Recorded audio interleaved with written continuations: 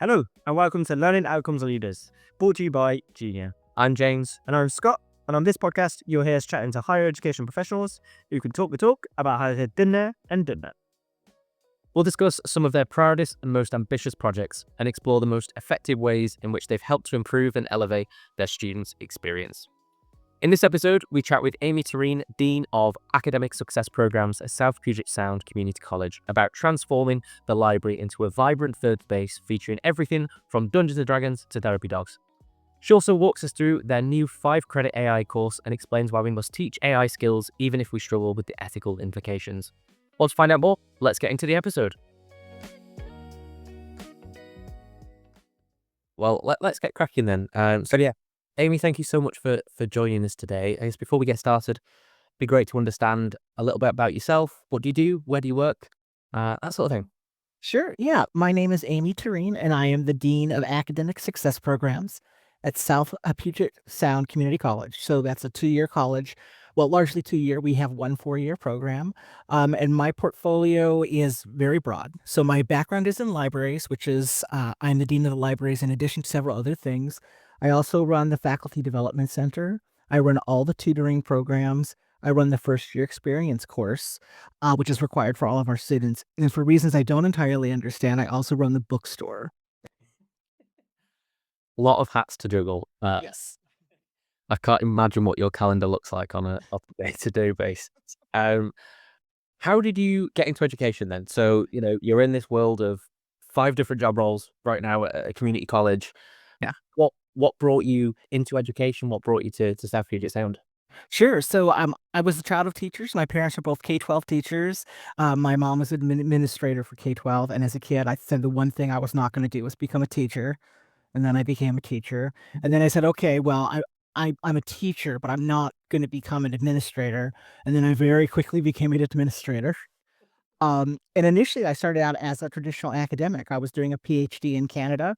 I wanted to become an English professor, and what I found was that the focus on research was not really my interest. I was interested more in the student experience and, in particular, helping students see themselves in the college when they maybe didn't necessarily see themselves there.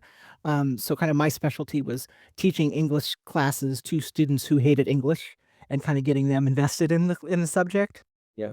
So I decided, well, I think I want to work in higher ed, but I don't necessarily want to be a professor. And I looked at the other available jobs, and I had done my first master's degree in gender and cultural studies at Simmons College, which is primarily famous for their library school. So I knew a lot of librarians, and I went back to school. I actually went to Drexel, did their online program, and became a librarian.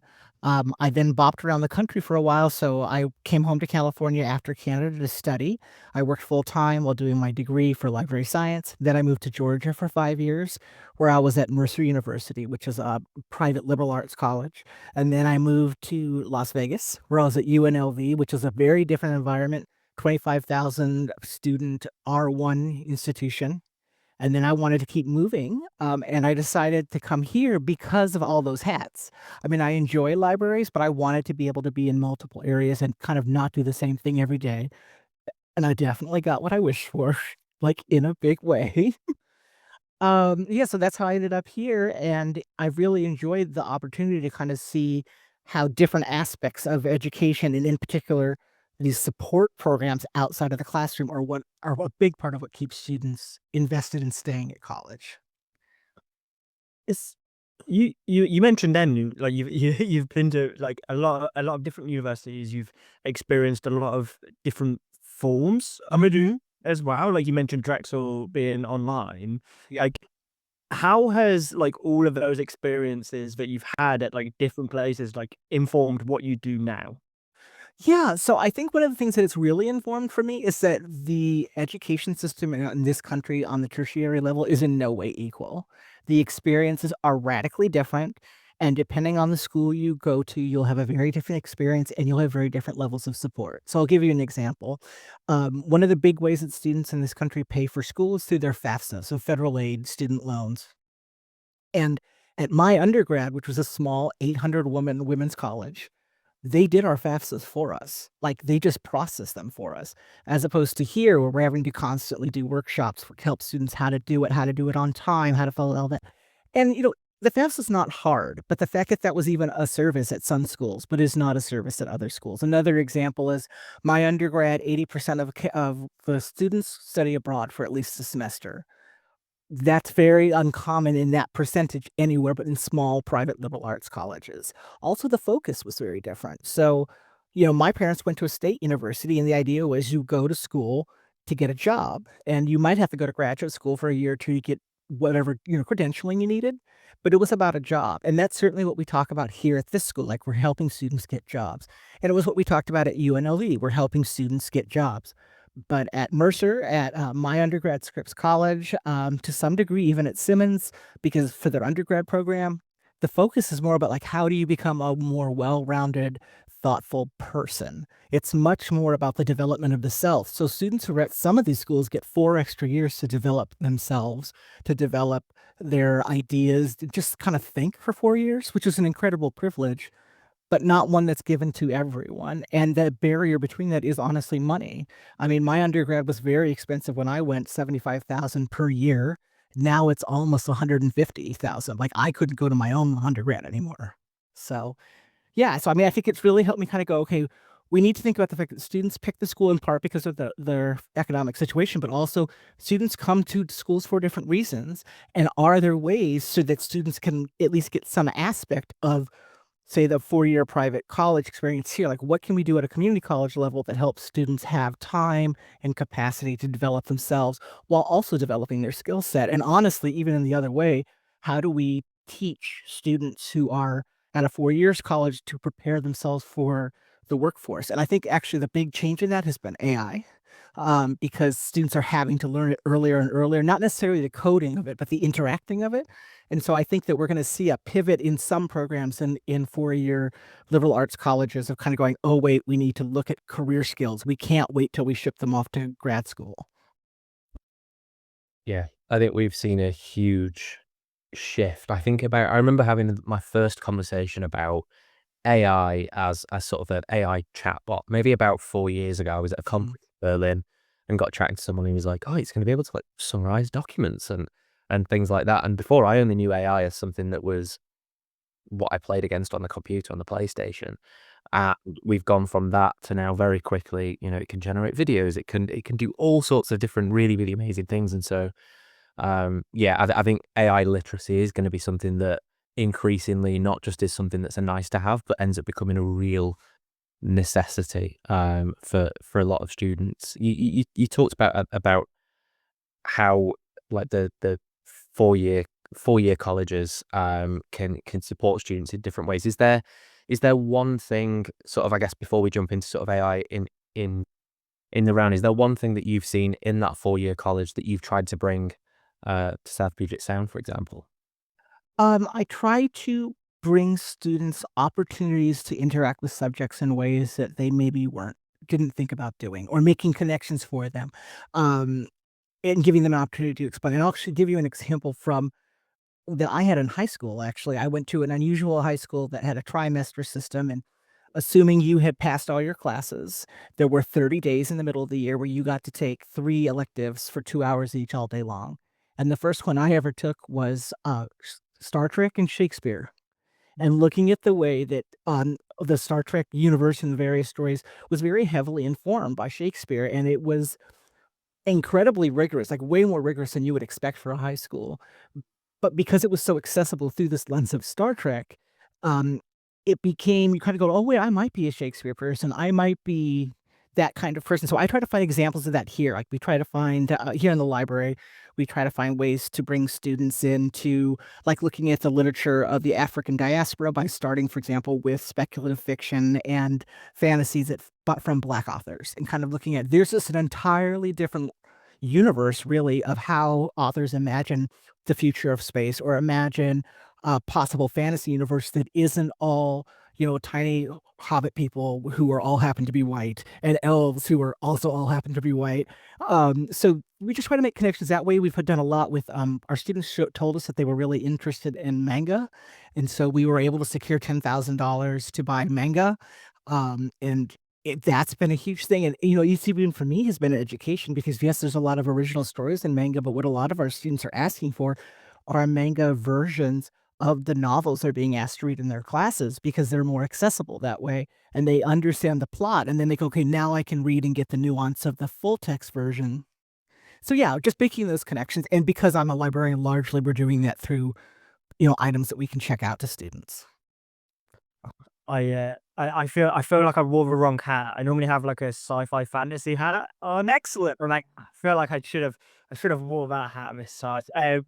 But like I massively relate. So I have a film studies degree, and I think obviously I did film studies, so like storytelling was a massive part of that, but storytelling is like transcendent throughout many people's job roles and many people's lives. And I like to explain like how they can use storytelling with simple things like movies they've probably seen, but think of like just a standard movie, like a Transformers movie. Like you can break that down to the fundamentals of telling a story, which is going to impact anybody, right? So breaking those elements down is super interesting through means of like they already know. Like yes, exactly. You just need to break it down, be more comfortable with it. That's super interesting. Great that you're doing that, especially with the manga as well. That's awesome to hear. So when it comes, what impact have you seen, Ben, with bringing in the manga? Well, one thing we've seen a huge increase in use of the library. So I came to this institution in January 23. So it was after the height of the pandemic. And there were maybe 5 students in the library at a time, ever, like all day. And we have been steadily increasing that, first by just communicating what the library was. There was a misunderstanding. So it kind of drove me a bit wild that I couldn't get kids to come in. So I just started trawling the hallways. We have basically social spaces all along the hallways of our buildings. And so you could stop and say, okay, why are you sitting here, especially the ones immediately outside the library and not in there? And some of it was just lack of information. Some of it, they said, well, we can't eat in there. Yes, you can eat in the library. We're not allowed to talk. You can absolutely talk in the library. I don't care if you run around and scream. I mean, I'd prefer you don't, but I'm not going to, freak out about it. There was a sense of, well, we wanna play one of the big focuses was that a bunch of them were playing either Magic or Dungeons& and Dragons, depending on the group, and so I said, "Well, what would you need to feel like you could play those games in the library?" Some of it was just clarifying the rules, some of it was they said, "Well, if you had the stuff for us, like, if we didn't have to bring our dice," it was like, "Cool, we have 50 packs of dice you can check out now. We have DM screens, we have all these different things." Some of it was just getting people in, and then once we got people in, we tried really hard to demonstrate that if they asked for something, they would get it. So, for example, one of my big things is I always, as everyone else does, I have my phone. I carry it with me everywhere, right? If a student tells me they want something, I order it for them immediately on my phone and I show it to them. I say, "Look, we've bought it. It's coming." Couple other things that we do as far as, like, just trying to get students to come in. We hired a outreach specialist, who does events, and some of them are the events that you would find in most academic libraries, at least here. So we have the therapy dogs that come for visits. We have, some art events. My outreach coordinator got very good at working with local stores that do things. So like our local plant nursery comes and does a plant sale, and they donate the plants, but in exchange, they're getting students who might be interested in knowing more about their business. Similarly, for some reason, we have the world's biggest bead factory in this city, like crafting beads. They come and do huge demonstrations of all the stuff you can do with beads. So just getting people in and getting people to see this as a space that they own, and to do that, it's gotta reflect them, right? So, like, what I often tell students is, you need to tell us what you want, because if you don't, with a lack of information, we will default to what we like. And the chances of you having the same interests as a bunch of 40-year-old white ladies is pretty small. So you need to tell us. That's brilliant, and I think I'm looking back to my own high school experience. The library was really a safe space. We had a fantastic librarian called Mr. Register who used that was his real name as well. I always found that amazing. Of course, the registrar worked at the libraries and things. But yeah, he created this fantastic environment around comic books. There was a lot of kids that didn't feel comfortable being out in the school during lunchtime and things, but comic books was his thing, and he really created this amazing interest amongst that student population, and the kids that used to come into the libraries all did fantastically.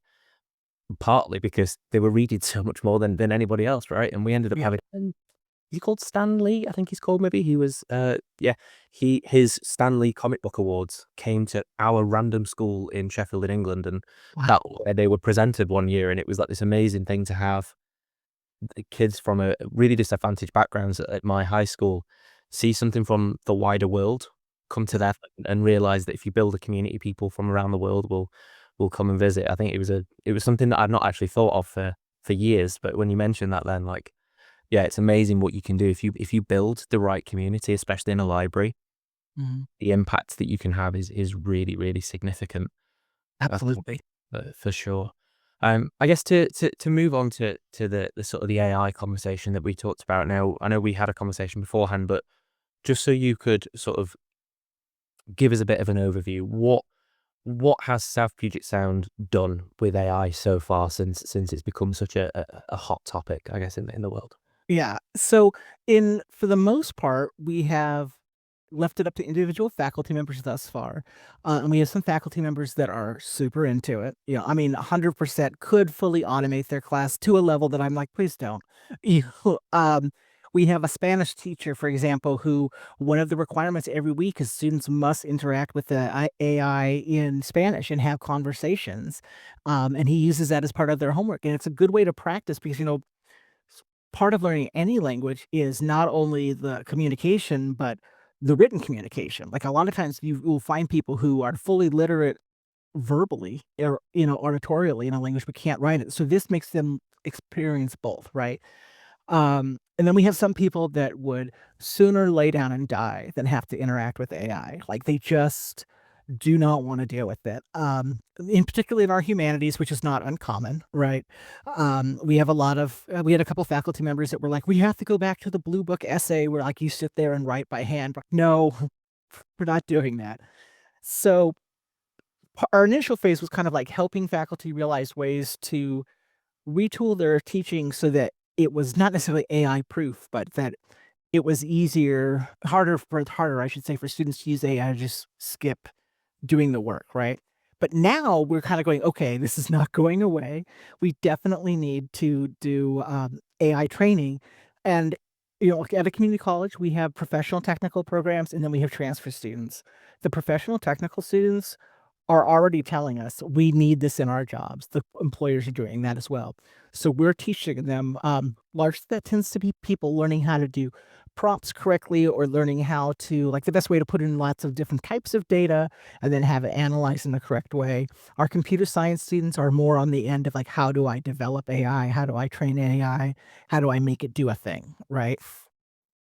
Um, but we are looking at creating, and we are doing a 5 credit course, which is going to just be introduction to AI for work and study.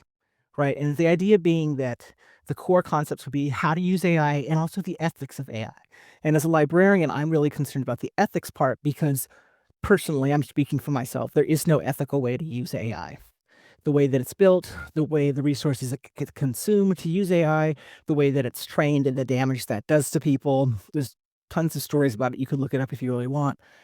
But it is still here. So we need to make sure that we teach students what the ethical concerns are so that they can make fully informed decisions about how and when they use AI in ways that align with their own personal values and own personal ethics. And we cannot do that if we do not educate them on what those are. And we also can't show them why people are increasingly using it despite the ethical concerns without having them actually engage in it. And the other thing is, right now, as again, from my point of view, the ethics of it are very problematic. That doesn't mean they always will be. One of our students might be the student that finds a way to train large language models in a way that is ethically viable and safe. We're just not there yet. So we can't just say, well, we're not going to teach them because we have ethical concerns about it.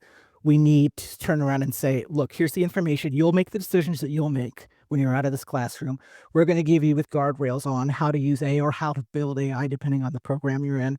Um, and our hope is that by having students master that, we might get to a better place with AI. Hopefully.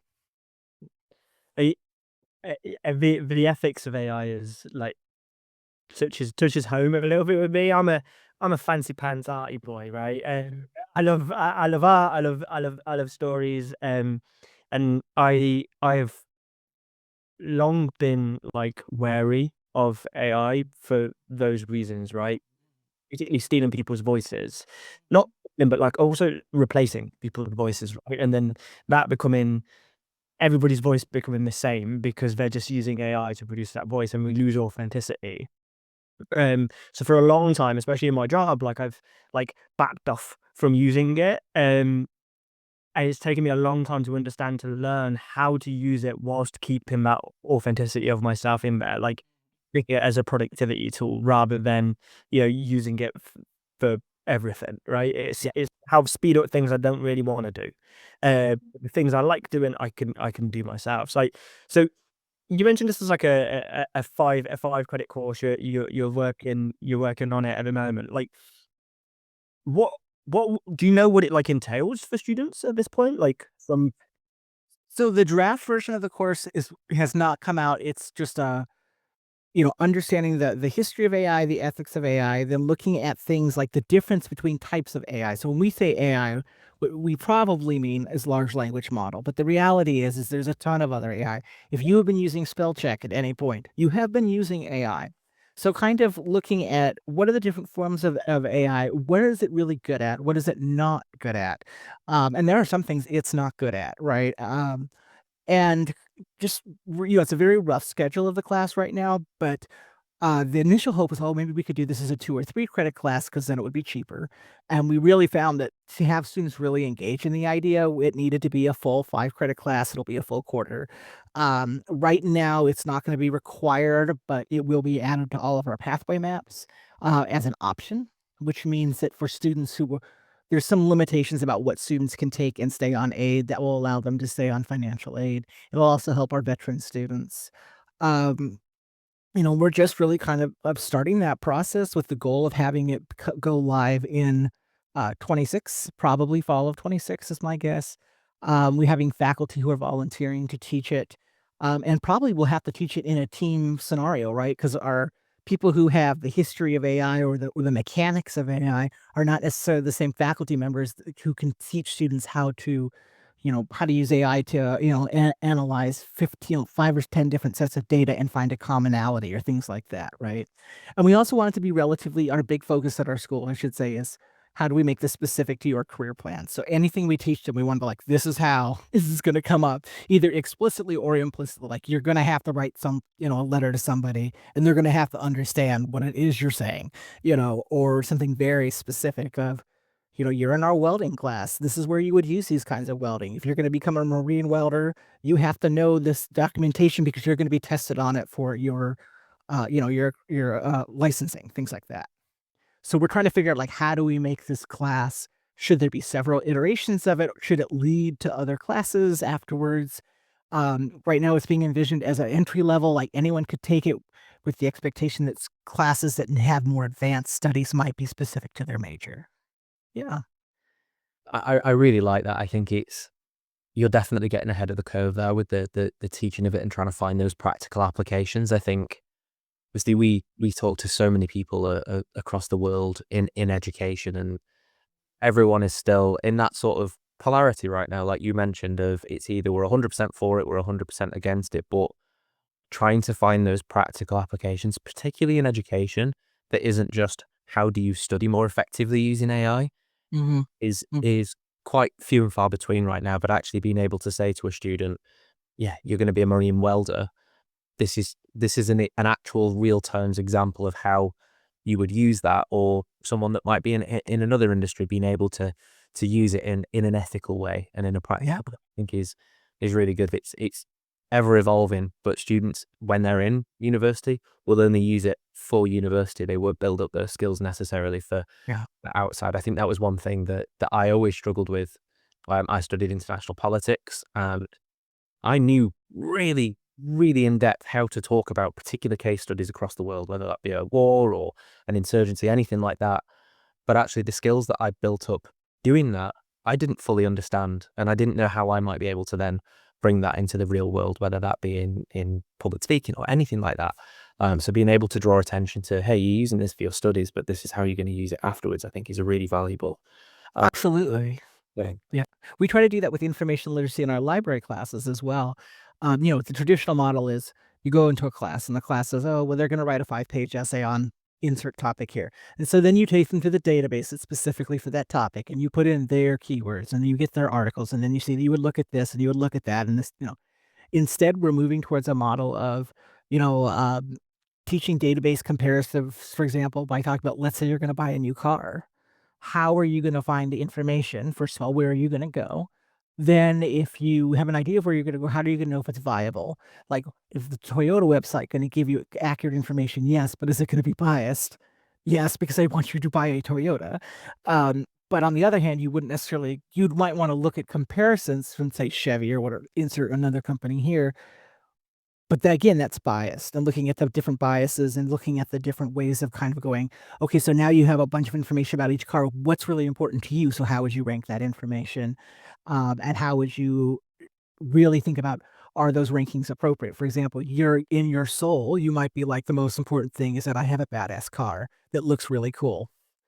But, you know, can you afford that car? What's the benefit of that car? What about 5, 10 years from now when you have put all your money into a car and now you have a 5-year-old car and nothing, no savings, things like that. So we just go from a practical, like, how is this going to impact your actual life, not just this class, so that you learn these skills for a longer thing and ideally that you can teach someone else. So, I used it for a very I used it as a sense checker the other day. So I'm a proud nerd that likes to pretend I'm a racing driver, and I have steering wheel right behind me.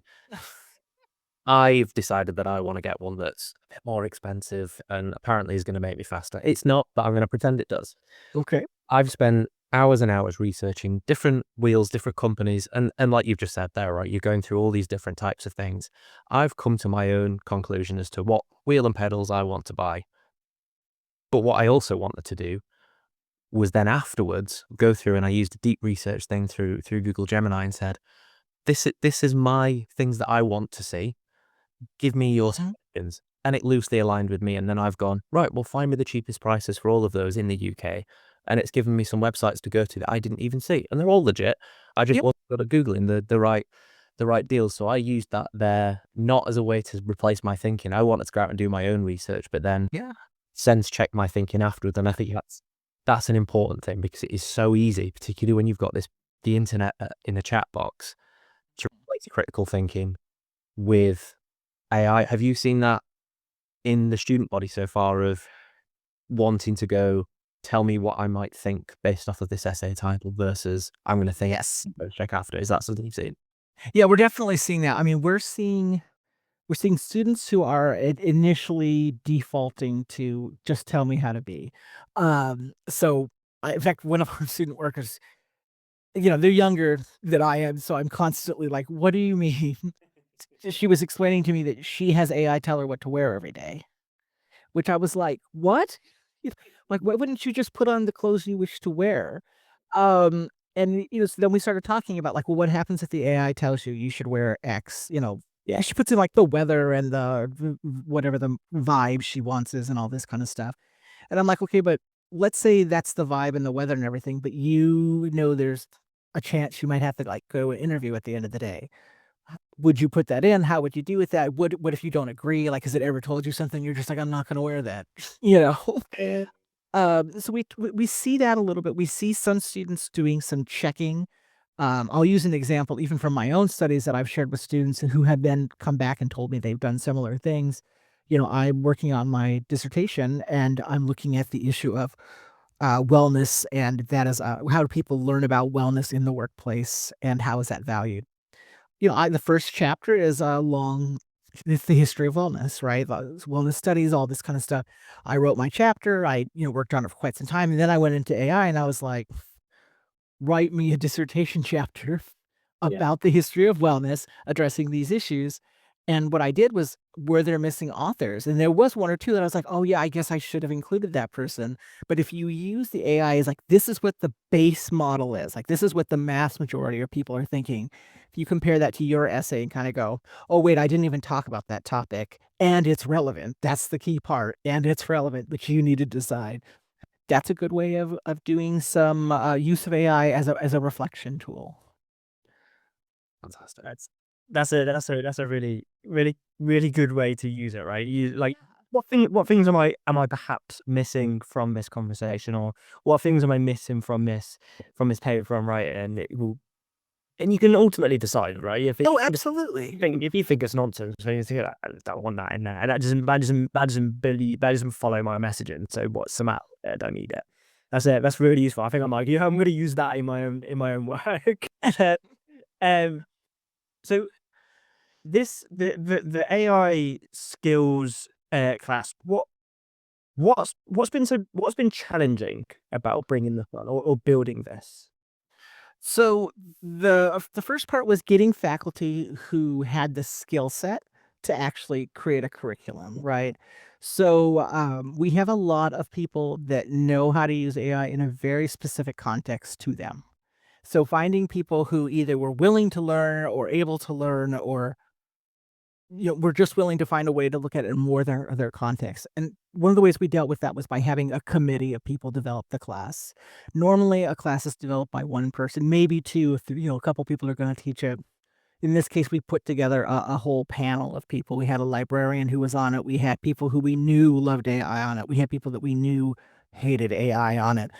We made sure we had people from the professional technical. We made sure we had people who were going to think about it more.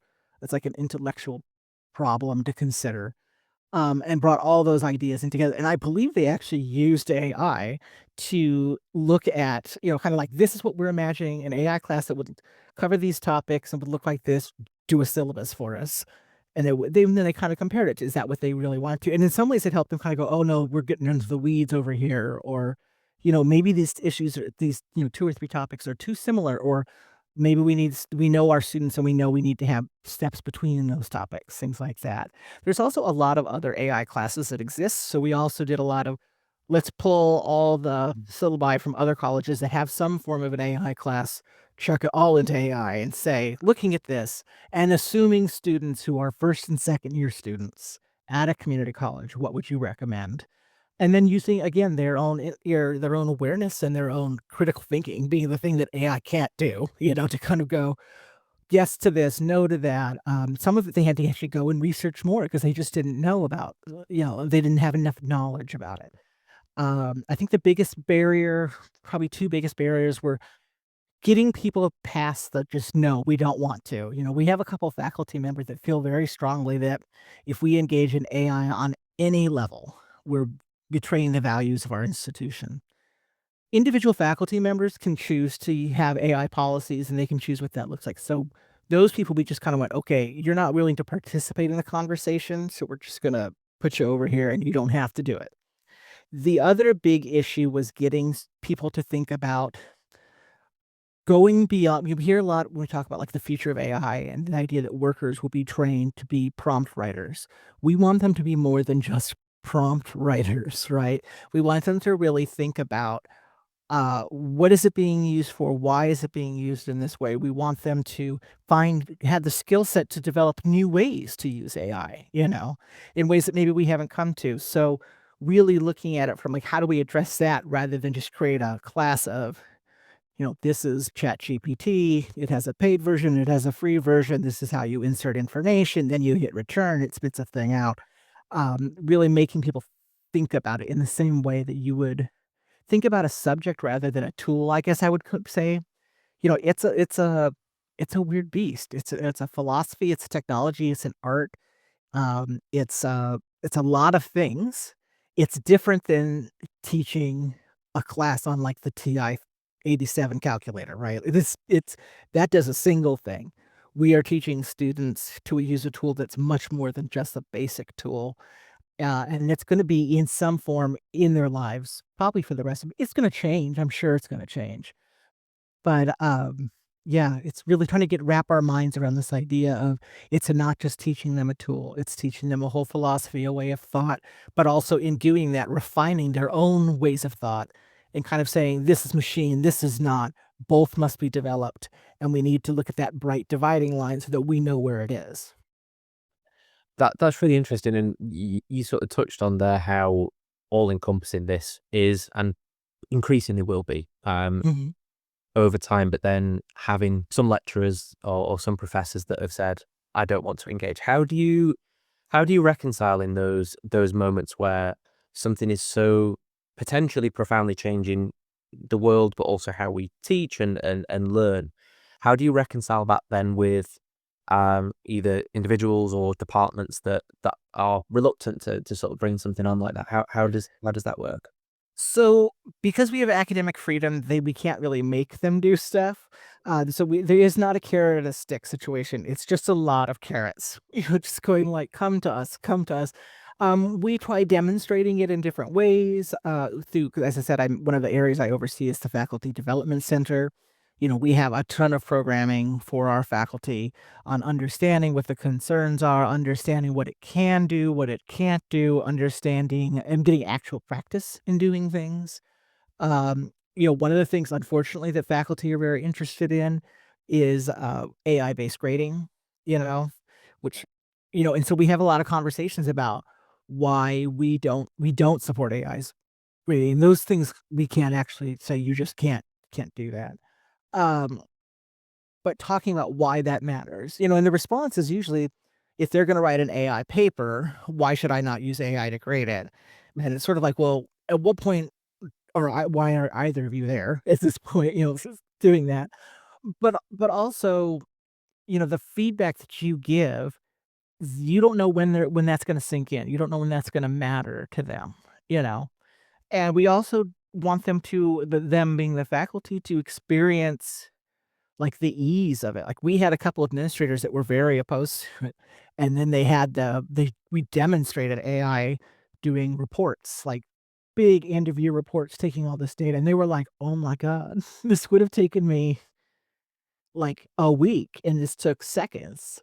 And when you find that connection to why you might be interested in it, that's easier to have the conversation about.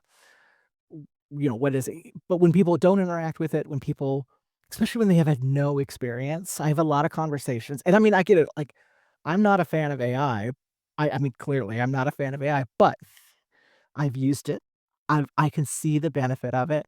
There are certain documents that I am very aware would be more efficiently done by them, and it would not by AI, and would not matter ultimately if I did it that way. But I am being a holdout, but I'm at least aware that I'm being the holdout. Um, And yeah, I mean, just getting people to understand it, and getting people to try it. And we have a couple people who love it. I mean, just absolutely love it. And faculty listen to faculty. So we try to have them teach stuff like that. I mentioned our Spanish professor who's using Spanish chatbots basically to interact with students. Just using that as an example of an assignment, as opposed to, because it's one of, I mean, tons of assignments he has, talking to faculty, other language faculty about, "Oh, have you tried this? What would it look like if you had them just using it with ChatGPT? What if you were to build, like, what if we were to work with you to build a specific chatbot?"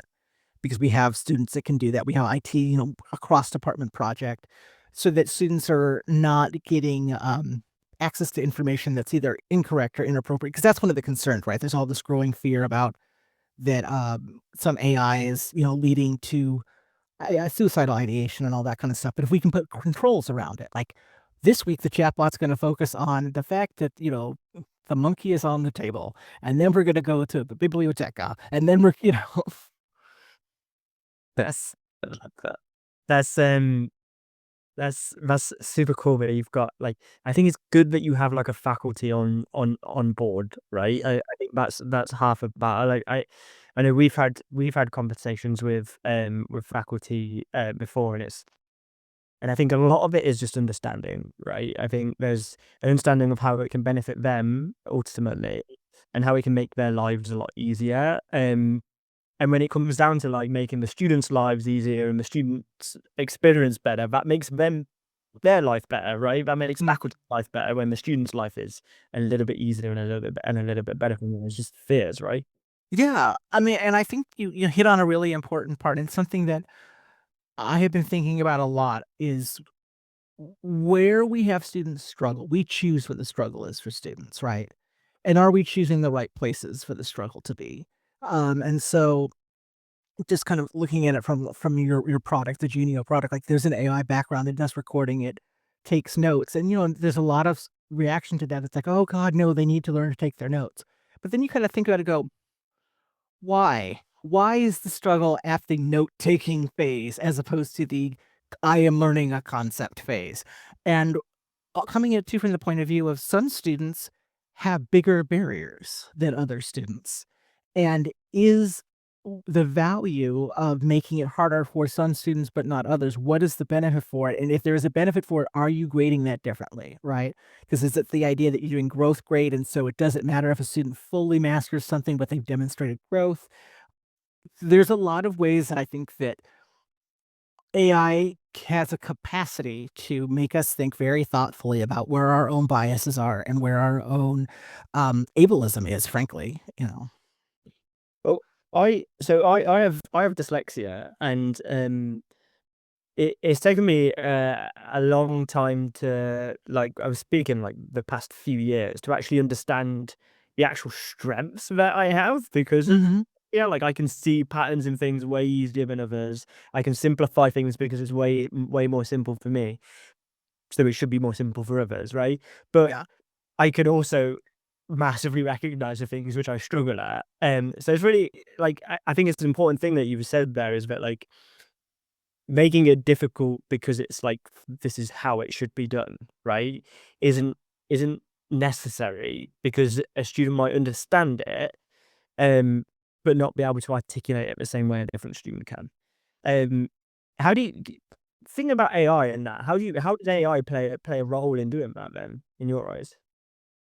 I I wish I had a clean and neat answer for that. I don't know, but I do think it, kind of like I was using it in my example of, I wrote my first chapter of the dissertation, and then I compared it to what the AI was saying. It's a good tool for reflection to kind of go, okay, I'm operating on a certain set of assumptions that AI has laid bare. Are those assumptions accurate? Are they things I really care about? Are they, I mean, we'll use language. I mean, I was a terrible language student, just stunningly bad at languages. And part of the reason I was bad at it was because I never really learned to just study by rote. If I had been a student who had been taught how to just sit there and memorize a list of verbs and conjugate them, I probably would have done better. But because of how I came through schooling and because of my own particular skills, that just wasn't something I knew how to do. And as I think back, because I took years of Spanish, years and years and years of Spanish, and I still can't speak it. But the point, when I think about what was the point of learning Spanish, was communication.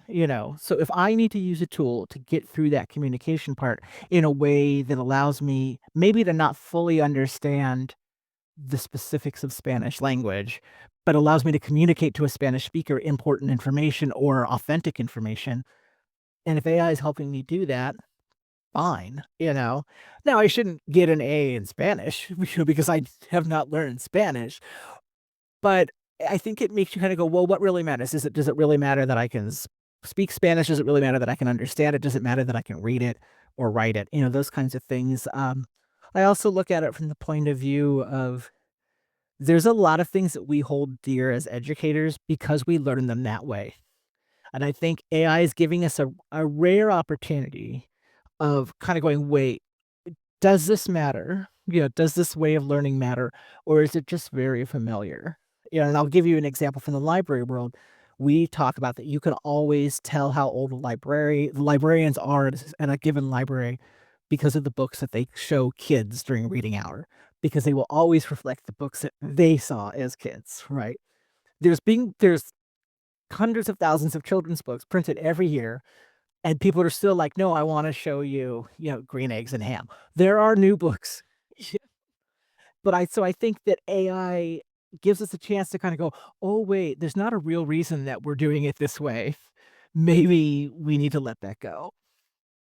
We had a fantastic conversation last week, and it was one of the things that was talked about was that way that we learn, and one thing that was highlighted is the way that we teach in lectures and the way that we teach in a classroom is based on the idea that books are a scarce resource, and so we need one person to stand at the front and say what the book said.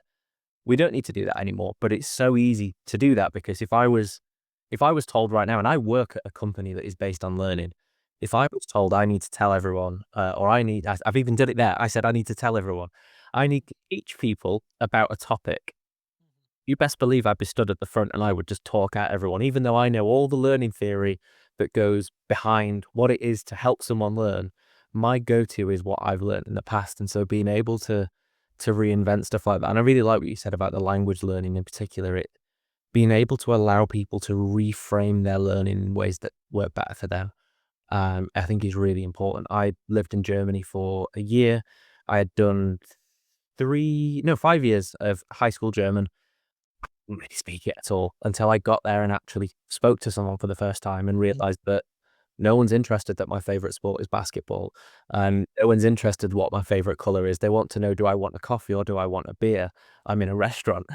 And so we always, I don't know if it's the same in the American education system, we talk constantly about grammatical, like specific grammatical rules.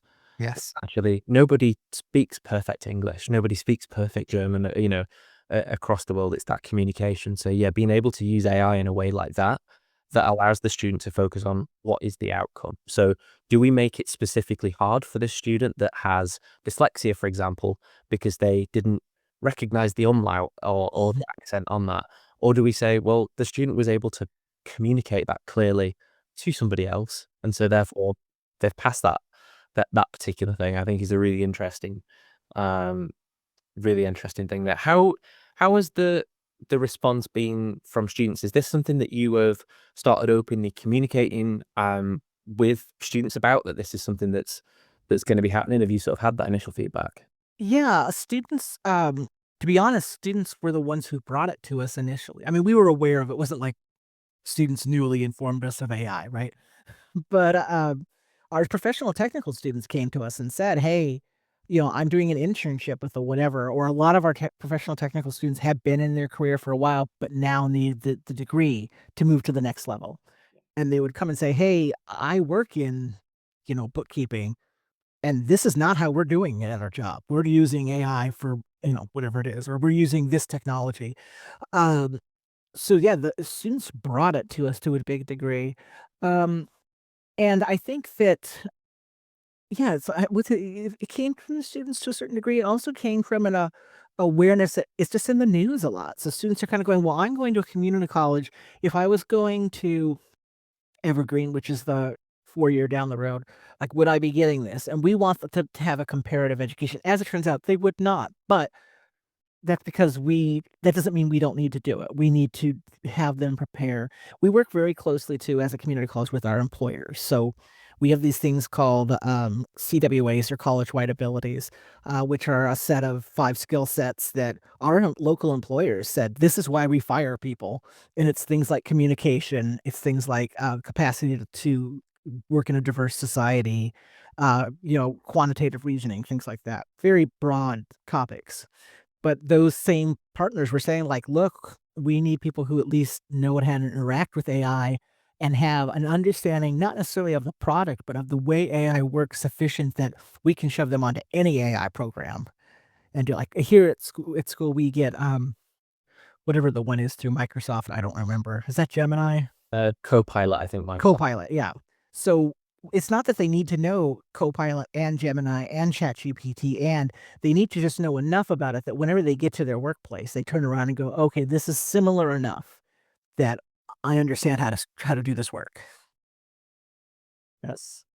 Yeah, that's good to hear. I feel like I read like a lot of institution strategic plans just to see like where our institutions are going, and that like building skills for the workplace is a huge one, and like it's only going to be growing, that like AI is skills for the workplace, right? Absolutely. So having those communications with the employers is is key to understand where to go about. So let's bring this down. What this podcast is all about is about providing like supports and providing insights and learnings to any of the listeners listening. So to round this out, what would you say to someone else who's really interested in bringing AI into their institution, perhaps building a course or just opening like faculty's eyes or the institute's eyes to how they use AI? How would you encourage somebody and advise somebody to do that who wants to? So first I would say, if you're opposed to AI, accept in your heart it's not going away. Just it's I'm sorry, it's not even a hill to die on. Like, it's gone. The hill has been raised. It is flattened. It's not there. And know too that, you know, even if you don't want to use AI, your choices should not be informing your personal ethical choices should not be informing and limiting access to information of students. Like, that's your opinion. You're not a gatekeeper. You need to provide that information. I would say the next thing is making sure students understand the ethics of it so that they can make informed choices. Like, don't skip the ethics option. There was a lot of discussion when we started our class about, do we really need to discuss the ethics because it's discussed so much in media anyways? Yes, you need to discuss it because you can't assume everyone reads those same articles. Um, and then I think the next thing would be looking at what are the most likely uses for students in your area to use AI. So, like, we have a professional technical program. We know exactly where those students are going. We talk to those employers. Would you expect to have people do day one? What should they be able to learn within 30 days? What should they be able to learn within the first 3 months? Right. And then making sure that your AI class, make sure that they're set, that students are prepared for that first day, but also have the kind of logical or structural understanding to learn the rest of those 60-day, 30-day, 60-day, 90-day options. I would also say that you do not need to reinvent the wheel. There are a lot of AI classes out there. Find them and steal the best parts of them. Just cannibalize them. I mean, really, like, there is no reason to develop from the ground up an AI class anymore. In the same way that if you were building a textbook on chemistry, you would look at other chemistry textbooks. You wouldn't just go, well, I must author from the very first sentence an original chemistry understanding of chemistry. Do those kinds of, and reach out to other your colleagues at other schools and say, like, what works. That's the other thing is instruction is inherently iterative. A class will change from quarter to quarter, year to year, as faculty figure out what students respond to, what they don't respond to, even just on the level of, like, I have this great assignment, but it's a giant PITA to grade, so I'm not going to keep assigning it. Talk to the faculty about what they're doing who already have this, and then be open to constantly changing, especially for this class, because this class is good. I don't know what AI is gonna look like in a year. I don't know what's gonna look like in 6 weeks. So, just be open to that. I like that as a key takeaway. I think AI being the new transferable skill. We've had team building, we've had been able to work by ourselves, working with PowerPoint. That used to be the skill when I was leaving high school. That's what you had to learn. AI is that new one, and so we can prep students for that workplace. I think that's a very good place to Yes. be. Yeah, and before we finish up, do you have anything that you would like to plug? I know you sent us an email about some things you'd like to talk about. I think you mentioned that you have a very exciting chapter in a book coming out soon. I actually have a whole book coming out. So it's an edited volume that I did with my colleague. It's coming out on October 16th from ACRL Press, and it's making values-based decisions. And so we've talked to librarians. They wrote their own chapters about instances in their institutions where they either had to develop a value decision framework or where they had instances where they had to create a program in which they had to balance their own values, the profession's values versus the institution's values, because sometimes those aren't necessarily in sync. Ways this example products as well as ways of thinking about where what are your values really? What do those look like when they're operationalized? It's it's really important for libraries in particular right now because I'm sure if you've been watching the news, you have seen that there's been an increasing clamp down on a federal level of what libraries can do and what we can say and what we can collect and how we can do anything. And this is a really useful and timely book at looking about how do you survive in a profession where your personal values maybe or professional values aren't always honored or not always easy to honor. So how do you do that in a way that keeps you A, employed, and B, allows you to live an ethical life? Uh, That's awesome. So that's the October 16th. How Yeah. did you get hold of it? You can order it from ACRL directly. It's also already available on Amazon, Barnes& and Noble, basically any book provider. Excellent. That's Yeah. great. Awesome. Well, I mean, thank you for the time. Super enlightening for myself. I don't know about James. Absolutely is, yeah. Yeah, thank you so much, Amy. Really, really appreciate you coming on today. Absolutely. Thank you so much for having me. Absolutely. And that's a wrap. Thank you so much for joining us on Learning Outcome Leaders. We hope you found the conversation valuable and that it gave you some ideas for how you can elevate your own student experience. Don't forget to hit that subscribe button wherever you get your podcasts so you never miss an episode. Until next time, have an amazing day.